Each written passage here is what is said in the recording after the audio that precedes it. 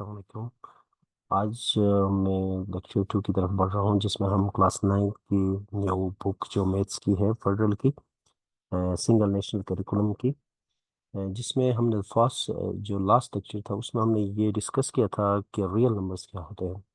उसमें मैंने एक पॉइंट जो बतानी थी, जो मैंने कहा था कि मैं नेक्स्ट लेक्चर 2 में मैं डिस्कस करूँगा, वो ये था कि ये जो इरेशनल नंबर्स हैं और रेशनल नंबर्स हैं, जो कि आपको पता है कि जो रियल नंबर्स था, अगर आपको याद है, तो रियल नंबर्स को मैंने ये कहा था कि रियल नंबर्स होते क्या है।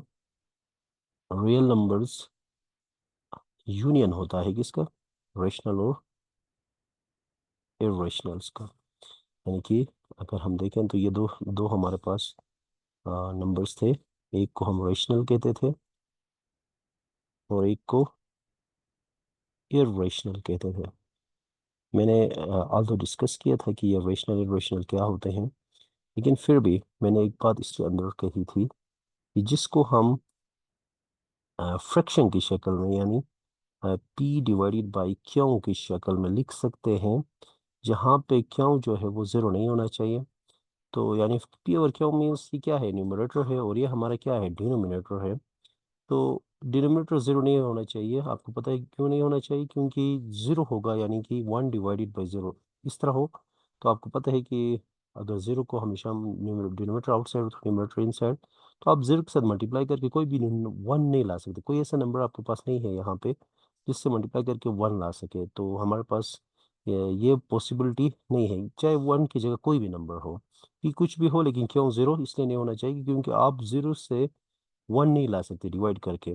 सो इसलिए ये अनडिफाइंड है, इसलिए हम कहते हैं कि ये क्यों ज़ीरो नहीं होना चाहिए।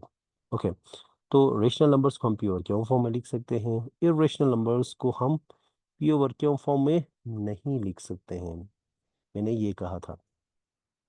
लेकिन ऐसा क्यों, आपको इसके एक रीज़न मैंने ये बताया था कि रेशनल नंबर्स जो होते हैं, इनमें दो किस्म के डेसिमल नंबर्स होते हैं। एक को हम कहते हैं टर्मिनेटिंग डेसिमल्स, देखें इधर, टर्मिनेटिंग डेसिमल्स ये क्या होते हैं।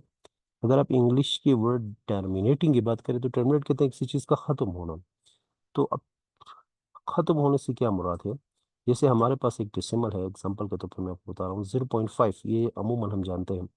अब मैं इसको दोबारा कन्वर्ट कर सकता हूँ प्योर क्यों फॉर्म में, इसलिए इस तरह के जो डेसिमल्स हैं इनको हम क्या कहते हैं, रेशनल कहते हैं, क्योंकि इनको हम प्योर क्यों फॉर्म में कन्वर्ट कर सकते हैं। कैसे, आप देखें, इसको मैं अगर चाहूँ तो जो बेसिक जो डेसिमल से फ्रैक्शन में कन्वर्जन करते थे, अगर आपको याद है तो 0.5 को हम क्या लिख सकते हैं, इसको डिवाइड कर सकते हैं, पॉइंट की जगह हम वन लिखते थे और पॉइंट फिर नहीं लिखते थे। उसके बाद उस पॉइंट के बाद जितने डिजिट होते थे उतने ही नीचे हम जीरो बढ़ाते थे। अब इस जीरो की कोई वैल्यू नहीं है, अब लिखें ना लिखें। अब आपको पता है कि अब देखें ये डेसिमल किस में कन्वर्ट हो गया, फ्रैक्शन में। अगर इसको मैं अगर कॉमन जो नंबर है, इससे कॉमन फैक्टर जो है उससे अगर डिवाइड करूं, तो 5 one times, 5 two times, so that's equals to 1 divided by 2। यहाँ दिस इज, अगर आप देखेंगे तो ये पी हो और ये हमारा क्यों है। तो आपने एक ऐसा डेसिमल जिसको हम पी और क्यों फॉर्म में कन्वर्ट कर सकते हैं, इसको हम क्या कहेंगे, रेशनल। सो टर्मिनेटिंग डेसिमल्स को हम क्या कह सकते हैं, रेशनल नंबर्स कह सकते हैं।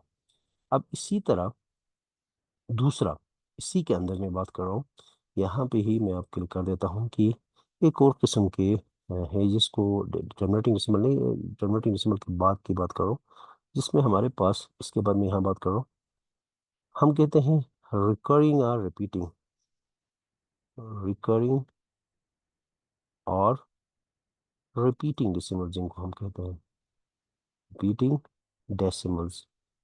तो ये भी रेशनल है, क्यों, क्योंकि ये भी कन्वर्ट हो सकते हैं फ्रैक्शन में। कैसे, इधर देखें, अगर मैं आपको एक मिसाल दे दूं कि मेरे पास कोई नंबर हो, लेट्स से मेरे पास एक नंबर है 0.333 एंड सो ऑन, आगे जारी है, जिसको अमूमन हम कैसे लिखते हैं, जीरो पॉइंट, जो डिजिट जीरो के पॉइंट के बाद रिपीट होते हैं उसके ऊपर हम क्या लगाते हैं, एक डैश लगाते हैं। इस तरह लिखें या इस तरह लिखें, दोनों का मतलब ये है कि थ्री रिपीट हो रहा है। अब ये देखें, इसको फ्रैक्शन में कन्वर्ट कर सकते हैं।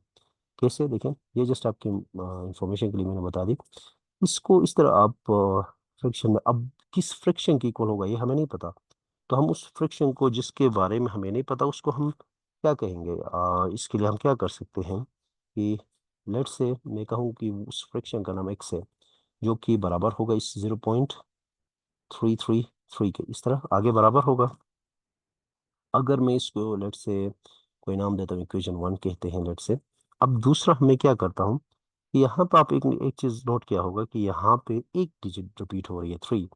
तो जब भी एक डिजिट रिपीट हो तो आप क्या करें, दोनों तरफ 10 से मल्टीप्लाई दें। 10 से मल्टीप्लाई देने का मतलब क्या होगा कि ये 0.1 डिजिट शिफ्ट हो जाएगी।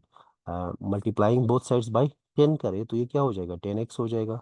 और 10 को यहाँ पे भी आप कैलकुलेटर में ये देख सकते हैं, अगर ये आपको समझना है तो आप कमेंट कर ले, मैं इसको दोबारा कर दूंगा। तो ये 10x हमारा इक्वल होगा 3.33 एंड सो ऑन, इस तरह आगे जारी रहेगा। तो लेट्स से इसका नाम इक्वेशन 2 रखते हैं। अब आप क्या करें, इक्वेशन 1 और इक्वेशन 2 को सब्ट्रैक्ट कर दें। तो let's say subtracting subtracting equation 1 from equation 2, subtracting equation 1 from equation 2। तो लेफ्ट लेफ्ट से माइनस होगा, राइट राइट से माइनस होगा। तो 10x में से ये 1x माइनस होगा, ये 1 है ना, अगर इसका कोफिशिएंट कुछ भी नहीं है तो 1 है। 1x है जिसको हम जस्ट x लिखते हैं, और फिर 3.33 सो ऑन से सब्ट्रैक्ट करेंगे 0.333 एंड सो ऑन। अब और कीजिएगा यहाँ पे कि 10x से अगर x माइनस करेंगे तो हमारे पास कितना रहेगा, 9x। और 3.33 से अगर आप इसको इस तरह ना 3.333 एंड सो ऑन है, इसमें से आप 0.33 इस तरह सब्ट्रैक्ट करेंगे इसको। अगर आप इसको यूँ सब्ट्रैक्ट करेंगे तो आप यहाँ पे देख लें 3 तो यही आएगा, बाकी ये सारे ज़ीरो हो जाएंगे। तो ये 3.00 एंड सो ऑन, जो कि किसकी इक्वल होता है एक्चुअल। इस पॉइंट के बाद अगर जीरोस हो तो आपको पता है कि हम ये कोई मैटर नहीं करते हैं। एक्चुअल वैल्यू अगर इसको पढ़े तो 3 है। तो क्या मैं कह सकता हूँ कि वो फ्रैक्शन कौन सा है, उसको हमने एक्स कहा, तो अगर वो फाइंड करना है तो ये 9 मल्टीप्लाई में है तो उस तरफ जाके क्या होगा, डिवाइड हो जाएगा। तो 3 1 टाइम्स, 3 3 टाइम्स। तो इसका मतलब ये हो गया कि हमारा एक्स फिर वो फ्रैक्शन कौन सा है, वो फ्रैक्शन है 1 डिवाइडेड बाई 3। इसका मतलब ये हो गया कि आप देख लें इधर कि ये जो आपका 0.333 है वो इस फ्रैक्शन में कन्वर्ट हो गया, 1 डिवाइडेड बाई 3 में कन्वर्ट हो गया। तो 1 डिवाइडेड बाई 3 क्या है आपका, पी ओवर क्यू फॉर्म है, और जो कि क्या है, फ्रैक्शन है। तो इसलिए जो आपका अमूमन हम ये कहते हैं कि जो रेशनल नंबर्स है उसके अंदर बेसिक ये उसकी आइडिया ये है कि एक तो टर्मिनेटिंग डेसिमल फ्रैक्शन में कन्वर्ट होते हैं, और दूसरे जो रिपीटिंग, जिनको रिकरिंग डेसिमल्स भी कहते हैं, ये भी आपके फ्रैक्शन में कन्वर्ट होते हैं। इसलिए हम कहते हैं कि ये दोनों क्या है, रेशनल नंबर्स हैं। होप सो आपको ये समझ आया होगा। अब अगर इरेशनल की बात करें तो हमारे पास इरेशनल नंबर्स पाई है 3.14 15 एग्जैक्टली मुझे याद नहीं है, लेकिन ये जो भी है, ये इसलिए इसको फ्रैक्शन में कन्वर्ट नहीं किया जा सकता क्योंकि एक तो ये रिपीट नहीं हो रहा है, दूसरा ये टर्मिनेट भी नहीं हो रहा। तो इससे यहाँ से एक डेफिनेशन बनती है यहाँ पे कि non terminating, non terminating means ना ख़त्म होना, नेटिंग, नॉन रिकरिंग, नॉन या रिपीटिंग। जो डेसिमल्स आपको नज़र आएंगे, डेसिमल्स नज़र आएंगे, ये किसी फ्रैक्शन में कन्वर्ट नहीं हो सकते, यानी पी और क्यू फॉर्म में एक्सप्रेस नहीं हो सकता। ठीक है ना, लिखा नहीं जा सकता एक्सप्रेस से मुराद, राइट।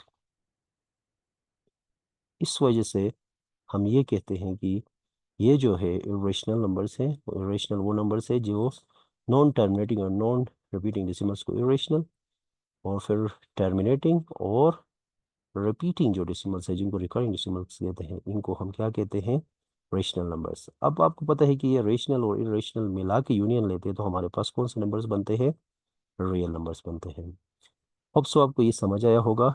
और इसके बाद में फिर अ, जो इनके रिप्रेजेंटेशन है नंबर 9 पे वो कैसे करते हैं वो नेक्स्ट लेक्चर में मैं करूँगा।